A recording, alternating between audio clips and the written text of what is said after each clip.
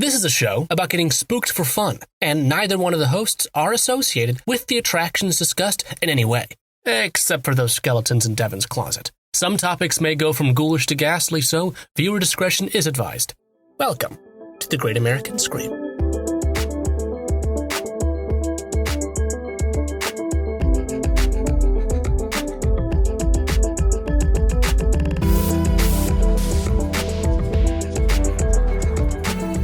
How cold is it? It snowed today. It was snowing all day today, honestly, and like yesterday, it was like 56 degrees outside, and I was walking around in just a light jacket, which is my favorite thing. The activity is walking around in a light jacket. But then it snowed without having to take it off. Yeah, exactly. Yeah. But then it snowed almost all day today, so that's what's happening here. Well, it was 85 degrees yesterday, Ew. and tomorrow it's going to be 60. So Your life is very hard. my life is so hard. Ever since moving over to sunny Los Angeles in the one time of year when we're not literally on fire, it's been really hard. Well, listen, podcast, I'll be honest with you that I had quite a busy week this week. This week was full of events for me. Jeez. Adam. Listen, I'm going to put on my Jennifer Coolidge voice. Tell me about your hard week. Well, this week full of going out, full of events, I fell behind on doing an outline. I went to go see a Broadway show on Tuesday. I went to go see Ghost in concert on Thursday, which by the way... Which is interesting because I thought their whole thing was that you can't really see them. Well, but this is good news. Here's the thing is that now, you know, when like in movies or cartoons, when people are stressed and they say, okay, go to your happy place. That's now where I'm going to picture myself as back at this Ghost concert. That's nice. That's nice. Were you all wearing masks? I don't want to put you guys on blast. Yes, 100% wearing masks, even though we were in New Jersey. Wouldn't it be wild if you weren't and I just blew up your spot? No, but in your happy place, the nice thing is you can kind of remove the masks. Yeah. In hindsight, you're like, my happy place is a Ghost concert in February of 2022 without masks. Yeah. And then I went to go see another concert on Friday night. My friend's birthday party was last night, and now it's here. And Devin, I'm so sorry. Gosh. I'm making you miss the first 30 minutes of the Super Bowl, which I'm sure you're really that's about. really hard. My good friends, the Rams, who are the team that is playing today, are from my good home city that I've lived in my entire life, Los Angeles. The sunny Hollywood baby. That's me. And also, I had to drive back and forth to Anaheim today, and the Crypto.com arena is where the big game is happening. Oh, okay. The one between the Rams and the Bengals, the Tigers.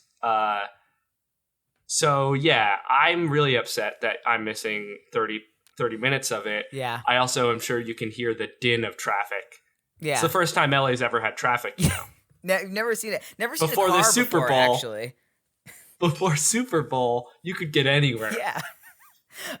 Anyway, hi. Welcome to the Great American Scream. My name's Devin Wright. That was my type 5 on LA it was traffic. A good type 5. My name's Adam O'Connell, and I'm telling you all this podcast because I'm telling you why we picked the subject for this episode. On Saturday afternoon, I was like, hey, let's pick a light, easy to research topic, something I already know about a lot, so I can get an outline done quickly. So here's the history of the American Spiritualist movement. Oh my God, Adam.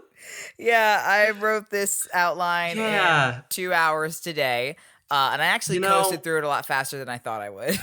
I have this podcast where I do World War II history, and it was a hard week. I did a lot of stuff, so I decided I was gonna go with something easy this week. I was gonna go with the political reasons behind the Molotov-Ribbentrop Pact and why Russia and Germany decided to put aside their diametrically opposed ideologies to split apart Poland. I did have a little bit of background knowledge on this already because right now I am running a Monster of the Week campaign that's set during the American Spiritualist movement. It's all about like occultists in the 1920s. Not to like, I almost said self-promote, but it's my home game. You couldn't listen to it if you wanted to. Yeah, sorry. Members only. Yeah. But so I did have brag to us about the fact that you have 4 friends. So I that want to hang out with you. I did have some prior background knowledge on this, but yeah, it still required quite a bit, but a lot of interesting research because America's beliefs in ghosts have gone back quite further than we would think, and that America's belief in ghosts and in the paranormals actually has a much tighter connection to religion than you would probably think. Because I think especially people think, given today's religious culture and how it jives with the paranormal. Exactly. I think people would mostly think of like paranormal studies or the belief in spirits to be very anti-religion or anti-Christianity specifically, when in reality spiritualism and Christianity kind of went hand in hand, especially during this time period. Adam, this is a perfect episode actually because I know a lot about this politically. So hey, Adam, great choice. Yeah, it's gonna be great. And a lot of what was established during the spiritualist movement set the stage for modern spiritualist beliefs today, like ghost hunting, Ouija boards, and stuff like that. So we're gonna talk about this brief but very, very interesting moment in American history, and some of the social and political implications and kind of how it got us to where we are today with ghosts. Hell yeah. So here we go. So what is spiritualism? Because spiritualism is not just the belief in ghosts. It is kind of like a core way of thinking. It's considered a new religious movement, meaning like contemporary religion considered to be like founded after the 18th century-ish. Like it's debated on what's considered like modern religion or new religion, but this is definitely not as old as like your major religions that you're probably thinking of. Right, especially in a Western context. Yes, exactly. This kind of spiritualism arises like around the 19th century, around revivalism and the Great Awakening in the U.S. Exactly. And at its core, spiritualism is the belief that spirits of the dead, A, exist, and B, through some means, we are able to communicate with them somehow. Oof, that one's the hard one. That is really most of what spiritualism is at its core. And we see elements of spiritualism in a lot of major religions like Christianity. Like a lot of Christians do believe, you know, a angel could be a spirit of the dead and you could be able to communicate with them in some way through prayer, through whatever. Like there are elements of spiritualism in a lot of major religions. They're not mutually exclusive at all. Absolutely. And in fact, the specific point in the spiritualism movement that we're going to talk about today, like 99% of spiritualists were also Christian or at least believed in God, and in fact used spiritualism to justify their belief in God. Yeah, I mean, today, again, the problem is there's been a split between like traditional mainstream religion and mainstream spirituality. If you were to ask a person today what their religious view was and they said, "Oh, I'm spiritual," right? One, you would have to like dodge the Starbucks spray that you were getting from their coffee, but you would also not be surprised if they weren't religious. Like spiritualism is positioned today as something separate from religion, when I'm sure like anthropologically in the 19th century, spiritualism itself could not be considered a religion. Exactly. It was considered a facet of something else. Yes.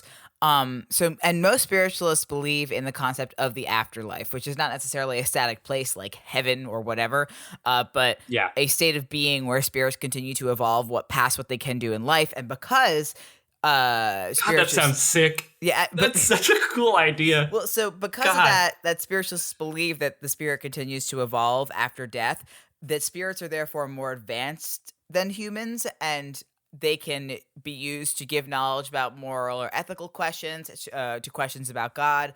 Right. So we're kind of like hermit crabs.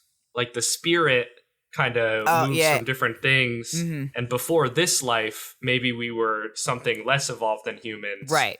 Like not in this universe. I don't want to get into literally we all became humans when the last world died. They did it wrong. They were like little snail people. We're going to talk about that a little bit later because that is another school of thought, but keep going. Okay. But then once you die, my spirit goes into a bigger shell in what I call heaven, but is really just Earth 2. Yeah. In 4 dimensions or whatever. Right.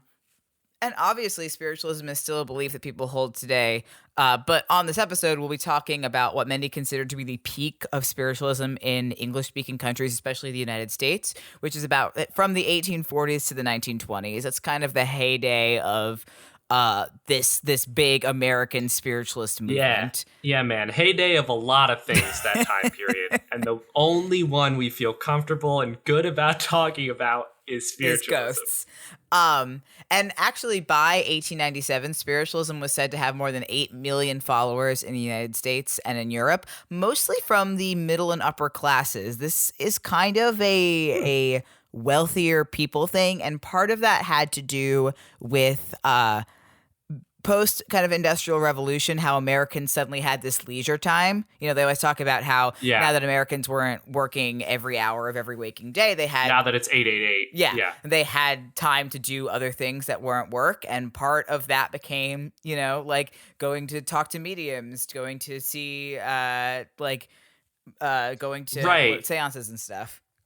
Yeah, you kind of imagine, this makes a lot of sense as well if you think of everyday people who are just living their lives probably are still spiritual, right? They're probably still thinking of the ghost of their dead mom at the factory who I think of when I'm cleaning the house or whatever, but not having the time and resources or money to treat it almost like a hobby, right? Which is what I mean. A lot of religion and church culture surrounds having excess time, resources, and money to spend time on it. Exactly. And also, interestingly, most spiritualists were women and also aligned with political issues such as the abolition of slavery and women's suffrage. It was just that northern white women had free time for the first time ever. Yeah. And it gets even deeper than that politically, but we'll get there. But first we have to talk about the origins, because the origins of the spiritualist movement can be pinpointed to a pretty exact location in the United States. Because it first appeared in the 1840s in what's known as the Burned Over district of upstate New York, named after and known for its many religious movements of the Second Great Awakening that seemed to burn through or set fire to the area, such as Millerism and Mormonism. And if you're from New York, we're talking about Western and Central New York here. That is our Burned Over district. I was looking it up. Yeah. Yeah, it's true upstate. It's Buffalo. Yes, exactly. Once you get to Ithaca, anywhere west of that. Right. And a little bit around Pasico or Seneca Falls, if you know. Many thought that this region of New York State was one where direct communication with God or angels was more possible than the rest of the United States. Could not happen today. I could not figure out why people believe this about Western New York, but that seemed to be the consensus. I mean, have you ever been to Watkins Glen, man? It makes me feel all spiritual and vibey, bro. It also, they believe that this area of New York is an area where God's punishment and consequences would be less harsh for some reason. I guess he just really vibes. Could not happen today. Again. He just really vibes with Western New York for some reason. If you had to pick a place for a new religion or for like God to be really chill with in the US, what would it be? Because my last answer would be West New York. I mean, purely for comedy and chaos purposes, Central Florida. I mean, again, Adam, we both know that's not the only difference between upstate New York and Central Florida is temperature and presence of alligators. Yeah. That is the only difference. Everything else is exactly the same. Yeah. So spiritualism was also formed by the early writings of Emanuel Swedenborg and the teachings of Franz Mesmer. So Swedenborg, who was an inventor and a scientist, like 17th century, roundabout 18th century, he claimed to communicate with spirits while awake and described the structure of the spirit world. Two features of his view particularly resonated with early spiritualists. First, that there is not a single hell and a single heaven, but rather a series of higher and lower heavens as hell, super hell, if you will. Super hell, and we're in middle heaven or middle hell, depending on how you look at it. Yeah, and the world's either half heaven or it's half hell. And then second, that spirits are intermediates between God and humans, so the divine sometimes use them as means of communication. That's what angels are. Pretty much, yeah, but he was like in a cool ghost sense. Okay. I also like that it's kind of like, hey, when you die, you can't become an angel. That's not how it works, but you can become a ghost, which is kind of close. Yeah. You guys have the same job. And Franz Mesmer, who, if you remember from our hypnosis episode, did and not from comic books. Yeah, he did not contribute to the religious teachings, but he did introduce the technique of hypnotism, which is where we get the word mesmerize. And the showmanship that was required for professional mesmerism eventually became a technique for mediums as well. And we'll get into that with like the explosion of mediums in the United States very shortly. But not only can we pinpoint the beginning of the spiritualist movement to a specific part of the United States, we can pinpoint it to 3 specific people. And an exact date, March 31st, 1841. Work. Oh, sorry, it's hurting me. I can't do it. Cool though. But so picture it, March 31st, 1848. What are you doing? You're out in your farm or whatever? I don't know. Yeah, I'm probably... Adam, I don't want to think about what I would be doing in 1848. Anyway, okay. There are very... There are different kinds of bad answers. Okay.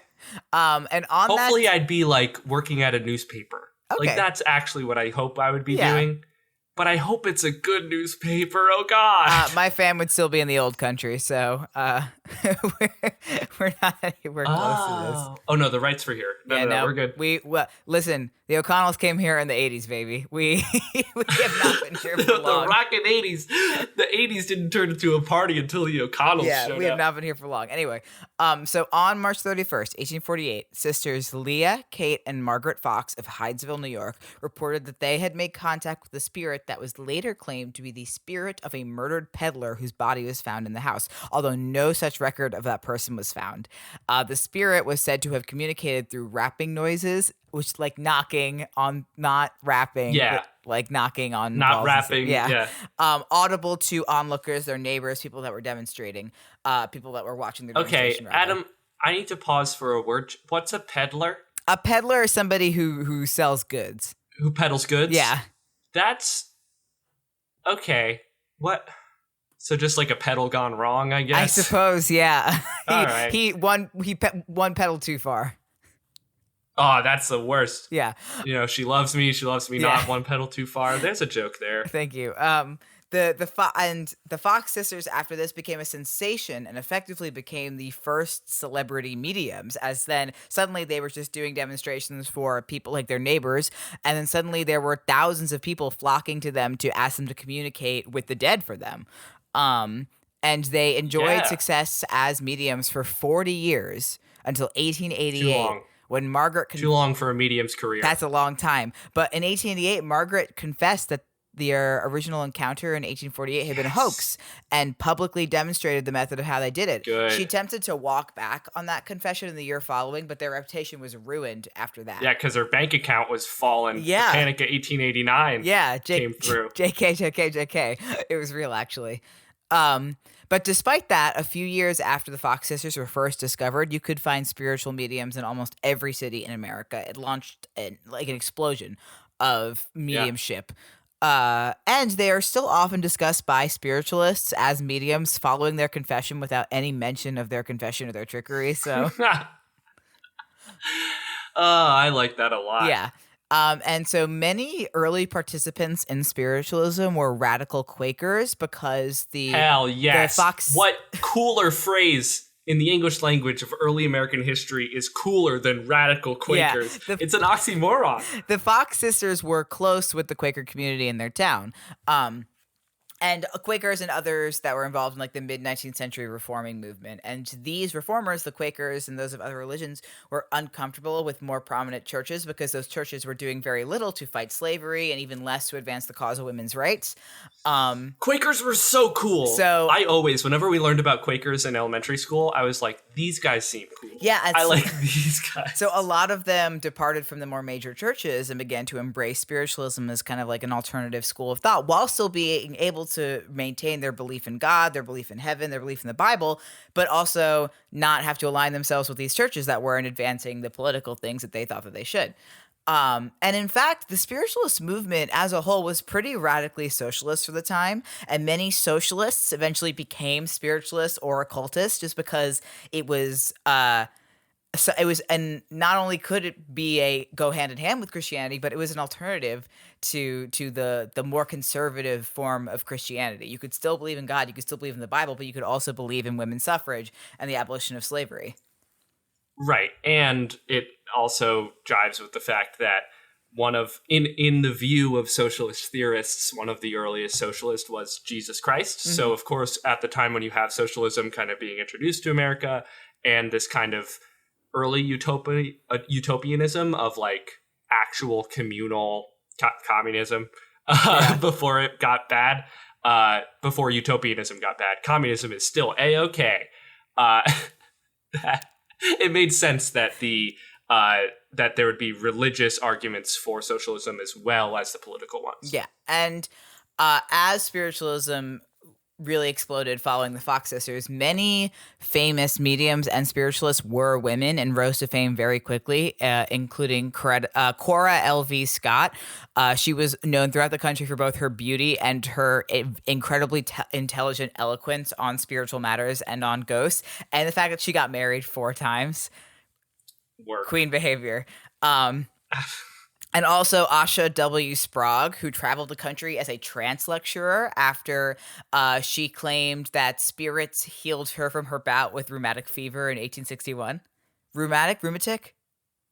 I think rheumatic is good. Sure. Adam, I think you nailed that. Keep going. Great, thanks. So for a time, spiritualism was one of the few ways that women were able to publicly speak and publicly address an audience, and people believed them and would listen. And so these women began using their platforms to champion for women's rights and the abolition of slavery, claiming that these were not their ideas, but ideas given to them by the spirit realm that they were simply a mouthpiece for. Right. That it's not an idea coming from a woman, actually. It's coming from a divine source. Yeah. Therefore, it's almost like it's appealing to the same logic as like old divine right monarchists of like, well, hey, you may not like me because I'm a lady, but God said like, so. Actually? Yeah. And even Victoria Woodhull, who was if you don't know, the first woman to run for president in 1872, she was a spiritualist and a women's suffragist who believed in the concept of free love, which at the time meant the ability to marry, divorce, and bear children without the government interfering. Not what like we think of as free love. Yeah. But it was also the idea that it was also a very just feminist idea that women should be allowed to marry, divorce, and have children the same way men can, which is without much consequence. Exactly. And she was dubbed by the press as Mrs. Satan for her beliefs, which is actually really metal and great. So yeah, actually gets my vote. Yeah. Like if I wasn't voting before, that nickname makes me vote. Yeah. And another common belief among spiritualists was the improvement of conditions for the indigenous people of the United States.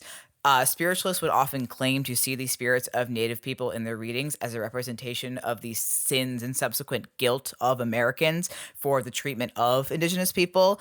And author Catherine Troy, who wrote a book about this, said, quote, "The political activism of spiritualists on behalf of Indians," she says Indians, "was thus the result of combining white guilt and fear of divine judgment with a new sense of purpose and responsibility." Yeah, I mean, that also really tracked. Of course, there is a lot of talk about 19th century activism, especially on rich white people and specifically rich white women's part, of how it more intersected as a upper class socialite thing rather than a thing that caused direct action. But when it did, these were often the justifications for doing so. Yeah, and that's the same thing with spiritualism as a whole.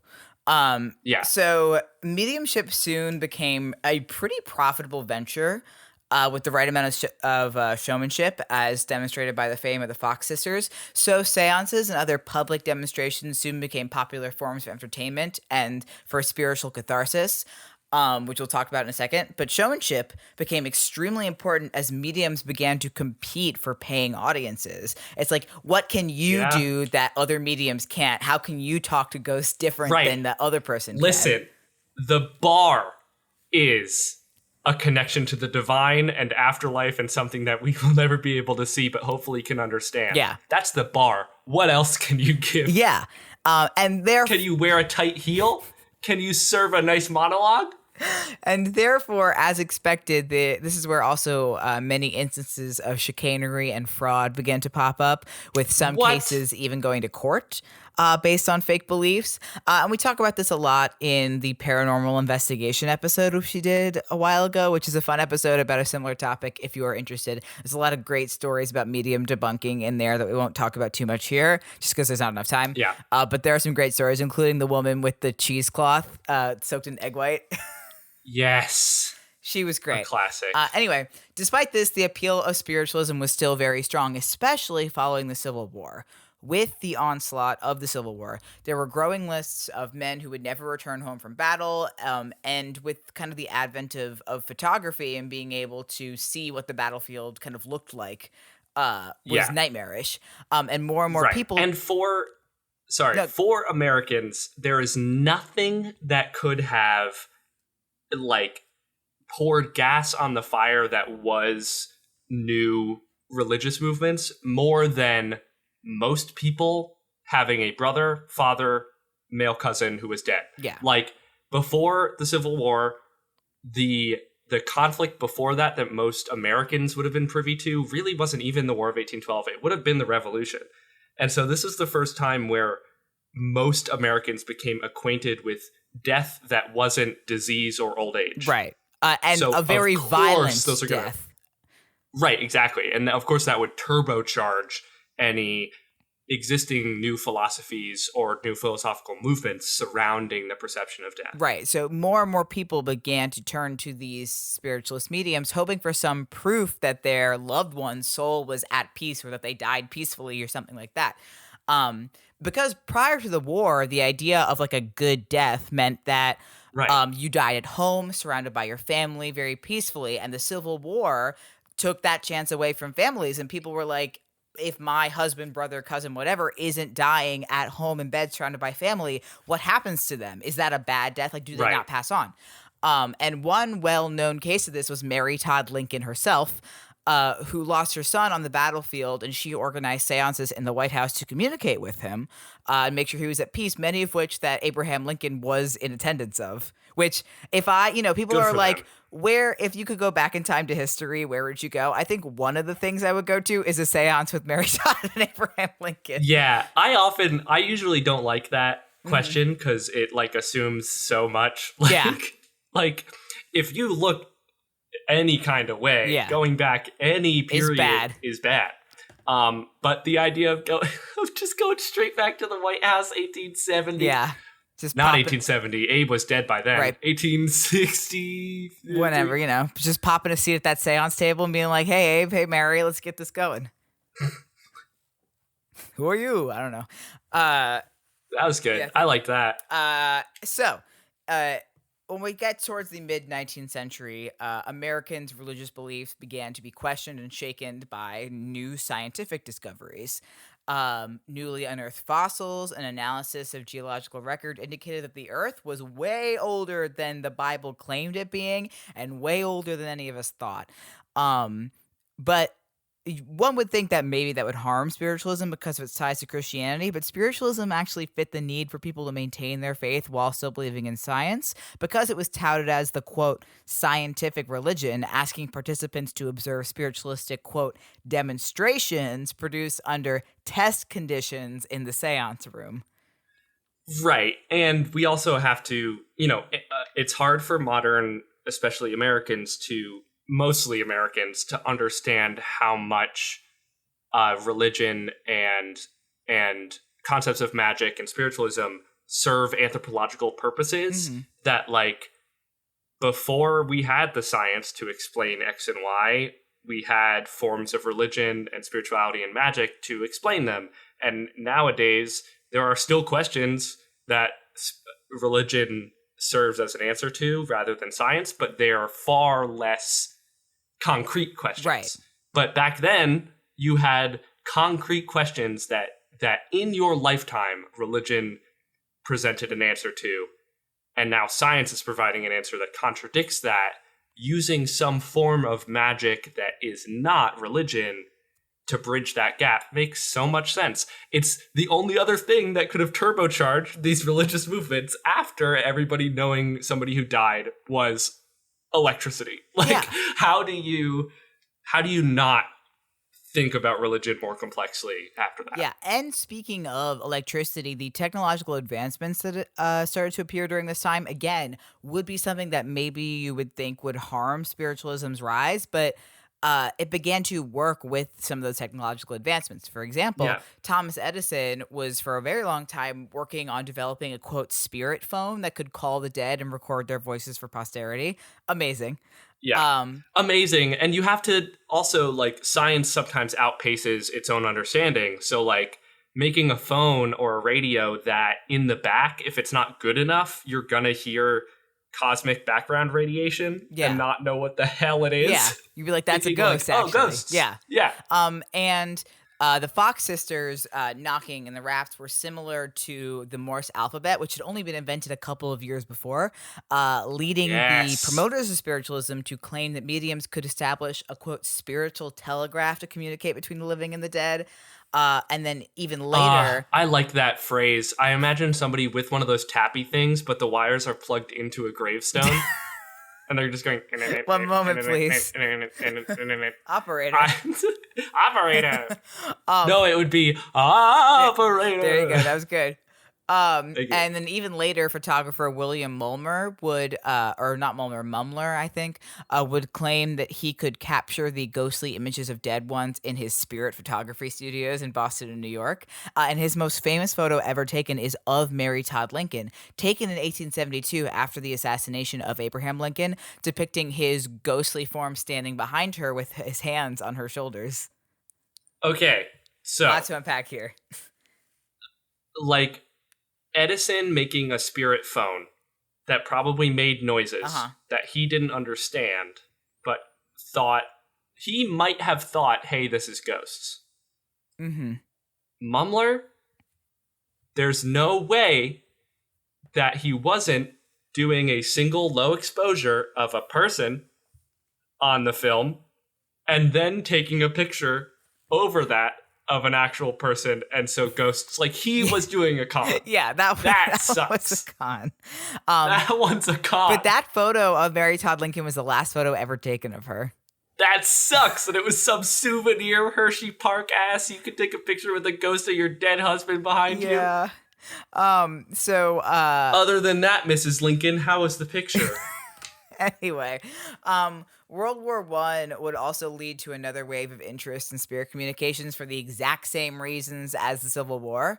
And kind of following in the years following World War I, Sir Arthur Conan Doyle, who we talked about in the love him, friend of the pod, paranormal investigation episode, because he was a very devout spiritualist and a member of the famous London Ghost Club. He would travel not for long around the world, lecturing grieving families of soldiers on the comforts of the next world as told to him by spirits. And he would assure audiences that, quote, the departed all agree that passing is usually both easy and painless, followed by an enormous reaction of peace and ease. This is good. Good job, Doyle. That is good. That's what grief counseling is today. Yeah. But of course, this also led to another rise of fraudsters. Not only is this when the Fox sisters confessed to their hoax, but in 1901, this is my favorite thing I've ever learned ever. In 1901, a secret catalog was made and published and sent to mediums around the country called Gambles with the Ghosts. And it offered ghost figures, fake ectoplasm, self-playing guitars, self-writing slates, and all sorts of little ghost toys for purchase. They could never get away with this today. No, you couldn't. That's so, again, from a like human being standpoint, it's good that they couldn't get away with that today. On a like theater level, as an artist, that sucks. Yeah. And many skeptics during this time period began working very hard to debunk mediums, including famous magician Harry Houdini, who would use his knowledge of magic and illusion to explain away any contact with spirits. And he was extremely dedicated to this cause, and he called mediumship, quote, this most monstrous fiction. He hated spiritualism. He hated mediums. That guy died because somebody punched him in the abs, right? Is that how? Is that real? Yeah, because he used to have that trick where anybody could punch him and he would be totally fine because he would like harden up his abs in a specific way. Yeah. But one time backstage, a guy just like punched him like randomly because he was like, oh, he can take it. Yeah. your abs, sir. And then his, like, I don't know, his, like, appendix exploded or something. Oh, yeah, ruptured appendix. He died on Halloween. Ooh. Spooky. Anyway, so he was very dedicated to the cause of debunking mediums. Good for him. It's like two lives People try to come for Penn and Teller. Magic and telling psychics to go themselves. Wait, let me just put a marker Thank you, in sorry. for the cuss. Oh my god. I tried to think of a different word and I couldn't. No, there was no other word. People try to come for Penn and Teller for, like, over-explaining magic and being libertarians, which the last part is fine. But really, Houdini was doing it. Yeah. And then even though Houdini would always enter seances with an open mind, he declared that, quote, "After 25 years of ardent research and endeavor, I declare that nothing has been revealed to convince me that the intercommunication has been established between spirits of the departed and those still in the flesh." Guys, this is a YouTube vlog video. Guys, I have to be honest. It's been years. And you guys know that I'm, like, an illusionist and that, like, that's what I do. And I try really hard at that. But, like, if I need to be honest with you guys, I wish I could believe in mediums, but I just can't. Like, I've looked at all the evidence and I want to. I really want to, guys. You know I'd love to. All people out there in the HH fam know. Smash that like button. I would love to believe. Smash that like button. Hit that bell, baby. So other debunkers included Harry Price, who we talked about, who did a very similar thing to Houdini, where he used his knowledge of illusions and magic to debunk, and Frank Podmore of the Society for Psychical Research, a place you can still join names, today. Y'all. Yeah.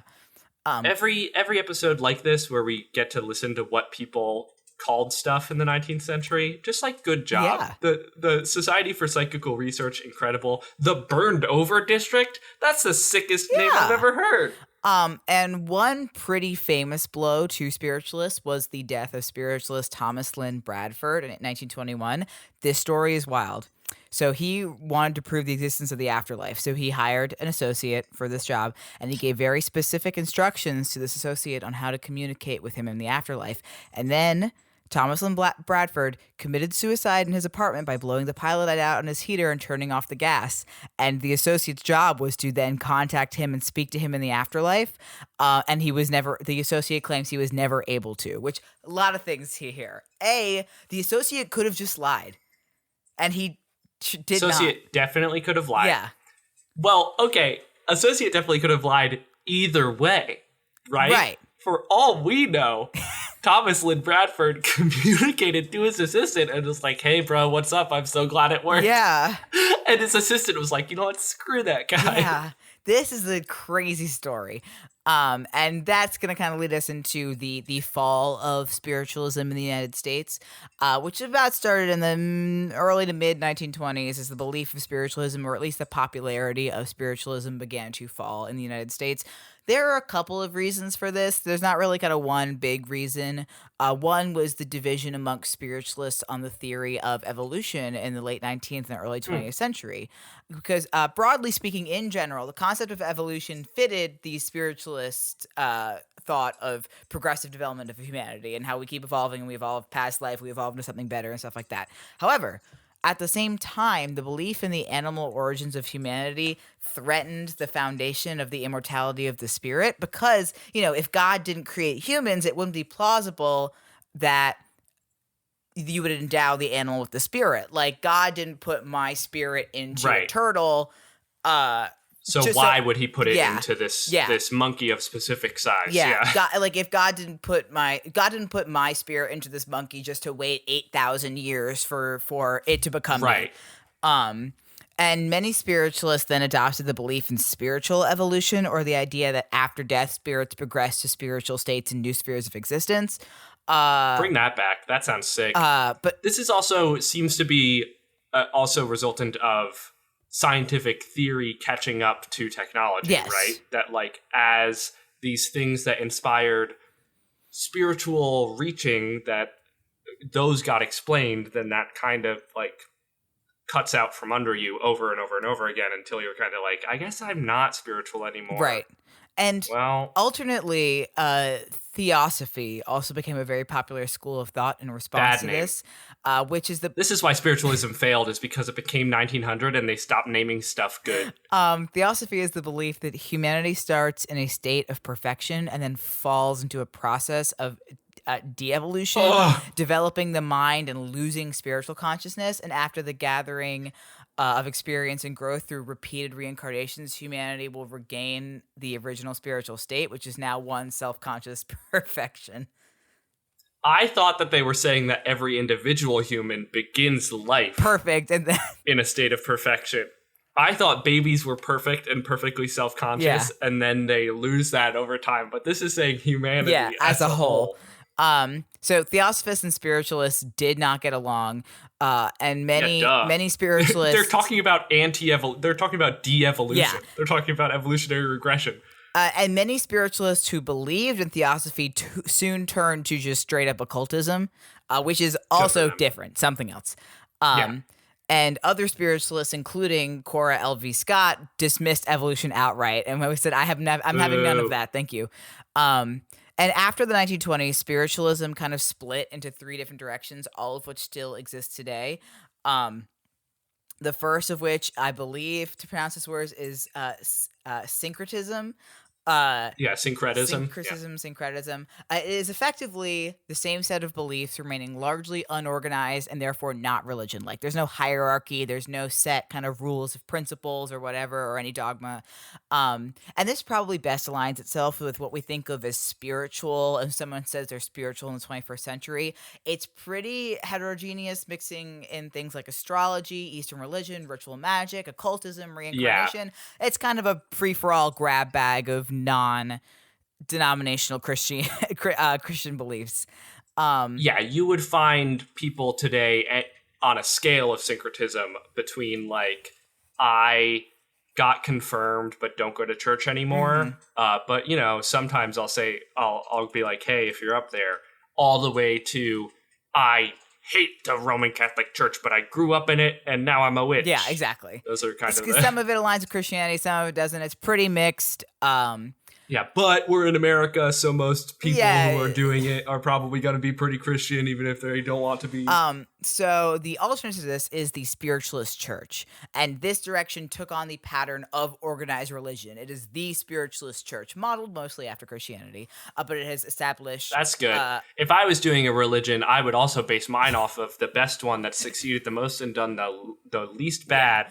Christianity. But it has established liturgies, a set of 7 principles, and official training for mediums. Not anybody can just become a medium anymore. There's stuff you have to do.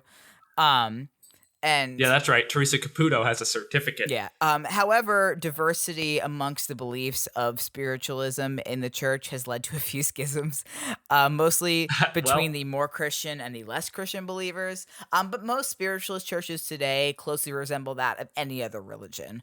It's all about structure, organization, blah, blah, blah, blah, blah. It's more like a religion than just a belief system. I just thought about that sentence, but I think I'm going to stick with it. No, I liked it. Yeah. And finally, the last kind of branch of that is psychical research or parapsychology, as many spiritualists began to take a strictly scientific approach to their beliefs and dedicate their time to investigating spiritualist claims. This would then eventually lead to the debunking of many mediums and spiritualists, which consequently would lead to a decline in the spiritualist belief. However, most parapsychologists, psychical researchers believe they're like, no, like mediumship is real. Parapsychology is real. Spirits are real. You're just not one. You're just full of poop.